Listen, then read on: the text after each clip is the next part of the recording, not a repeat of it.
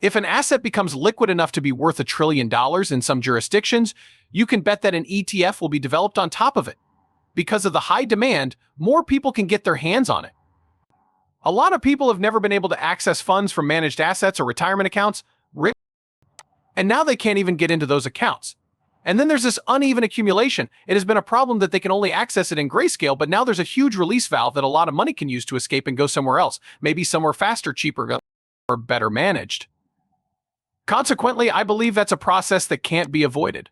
Many investors are still apprehensive about the effects of the 12U.S. approved spot Bitcoin ETFs on the dominant cryptocurrency network and its native coin, even if demand for Bitcoin is growing thanks to these products.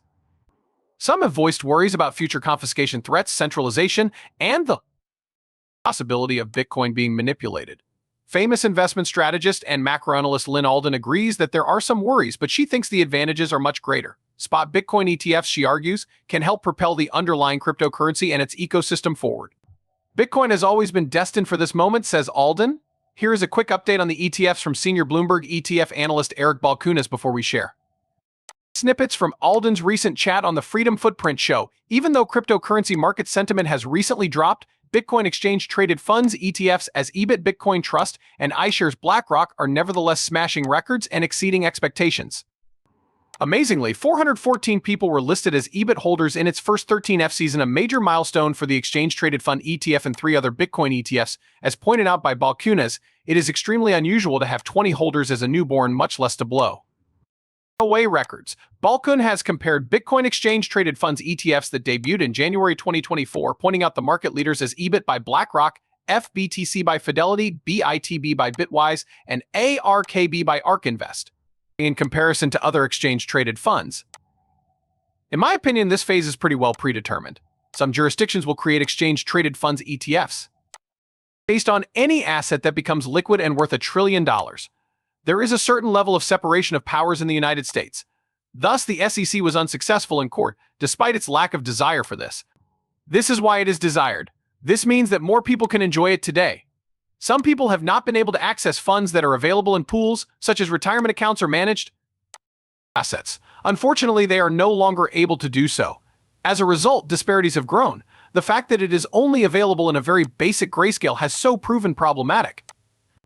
And now there's this huge escape hatch where a lot of money could finally leave that huge snare and go somewhere else, maybe somewhere cheaper or with better management. Therefore, in my opinion,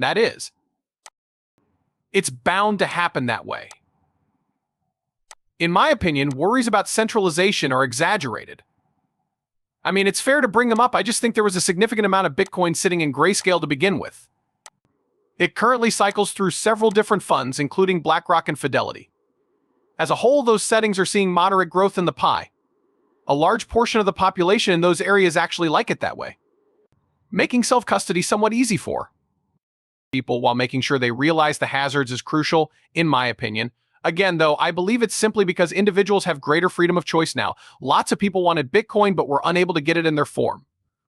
They may now choose from a wider range of alternatives, or they may have assets held by an Raya who is hesitant or unable to invest in Bitcoin. They are now able to. So in the grand scheme of things, I believe it to be inevitable. No matter how good or horrible it is, it will still happen. Am I correct? So I don't hear anyone claiming that Bitcoin strayed from its original purpose just because exchange-traded funds ETFs are available for it. Bitcoin, it seems, was left out of the ETFs. Bitcoin ETFs were created by the fiat system, and with that, the monetary system essentially integrated Bitcoin into its APIs through this means. Exchange-traded funds ETFs provide basic access to several asset classes.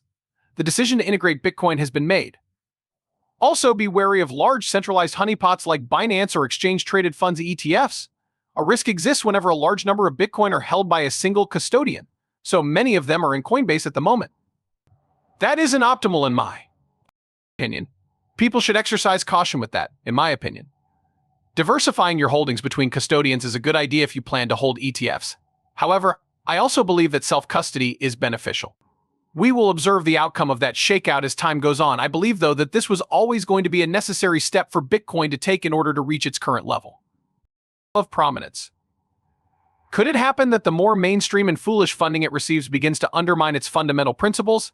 Not only the ETFs, but also those naive JPEGs and the like are on my mind.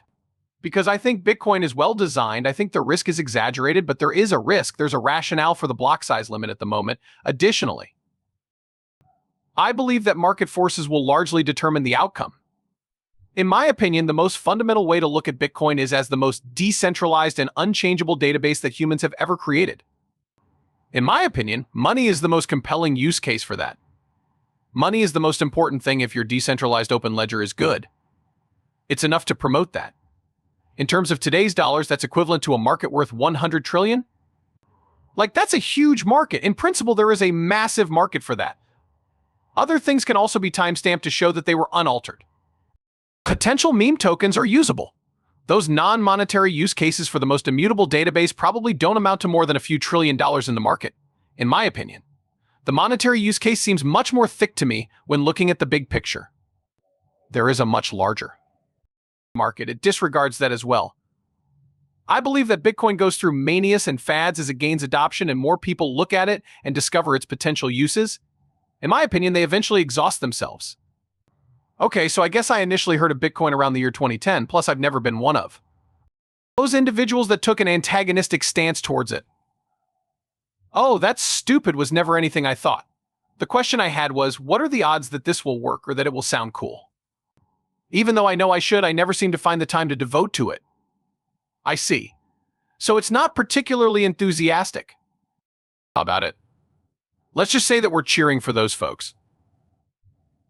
The question is, how likely is it that this is the money that will finally be this high again?